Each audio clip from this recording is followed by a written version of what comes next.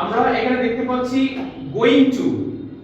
My dear adorable student, going to মানে যাচ্ছি অর্থে। এখন আমি তোমাকে বলবো যে আমি খেলতে যাচ্ছি, তাহলে কি হবে? I going to play. I going to না, going to play. Going to play. আমি খেতে যাচ্ছি কি হবে? Going to eat. Going to it.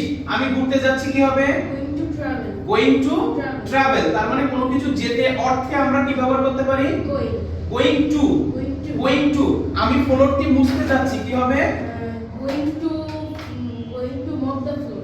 Going to mop the floor. Okay, তার মানে আমরা কোনো কিছু করতে যাচ্ছি, এটার ইংরেজি আমরা কি বলবো? Going to. Going to. আমি কথা বলতে যাচ্ছি কি হবে? I going to speak.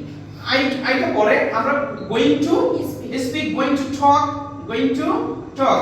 অর্থাৎ আমরা কারোর সাথে যখন কোনো কিছু কথা বলতে যাই বা যাচ্ছি অর্থে আমরা কি ব্যবহার করব? Going to. গোইং টু ব্যবহার করব। Is it clear? Yes. Okay, thank you. যাও।